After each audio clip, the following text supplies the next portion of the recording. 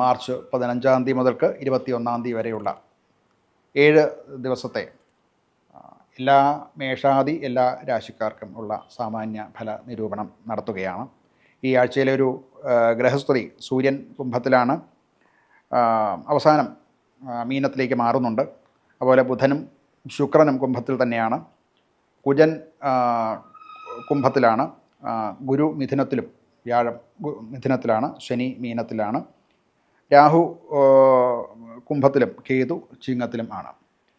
ഈ ഗ്രഹസ്ഥിതി വെച്ച് മേഷാദി രാശികളുടെ ഫലം പറയുമ്പോൾ ആദ്യം നമുക്ക് മേഷരാശി അഥവാ മേടം രാശി എടുക്കാം. ഏരീസ് എന്നാണ് അതിന് ഇംഗ്ലീഷിൽ പറയുന്ന പേര്. അശ്വതിയും ഭരണിയും കാർത്തികയുടെ ആദ്യ പാദവും ചേർന്നതാണ് മേടക്കൂറ്. ജോലി സംബന്ധമായിട്ട് ലാഭസ്ഥാനം അതായത് 11-ാം ഭാവം ശക്തമാണ്.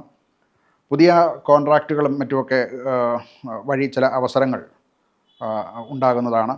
അതുപോലെ തന്നെ ടീം ലീഡർഷിപ്പ് കിട്ടാൻ സാധ്യതയുണ്ട്. നാം മുൻപ് പ്രവർത്തിച്ച് പകുതിയാക്കി വച്ചിരിക്കുന്നതായിട്ടുള്ള ചില സംരംഭങ്ങൾ, അതിന് ഇപ്പോൾ അത് അംഗീകാരം ഉണ്ടാകാനും അതുമൂലം ഉയർച്ച ഉണ്ടാകാനും സാധ്യതയുണ്ട്. ധനപരമായിട്ട് ചില ഓൺലൈൻ ഇടപാടുകളിൽ കൂടെ അതുപോലെ എക്സ്ട്രാ ഇൻകം വരുന്ന കാര്യങ്ങൾ, ബോണസ്, ഇൻക്രിമെൻറ്റ് അങ്ങനെയുള്ളത്, ചില കമ്മീഷൻ മുതലായിട്ടുള്ള കാര്യങ്ങളൊക്കെ കിട്ടാൻ സാധ്യതയുണ്ട്. ആരോഗ്യപരമായിട്ട് കുറച്ച് തലവേദന ഉണ്ടാകാൻ സാധ്യതയുണ്ട്. ശിരസ്സ് സംബന്ധിച്ചുള്ള രോഗങ്ങളുള്ളവർ പ്രത്യേകം ശ്രദ്ധിക്കേണ്ടതാണ്. കുടുംബപരമായിട്ട് വീട്ടിൽ ചില അസ്വസ്ഥതകളുണ്ടാകും.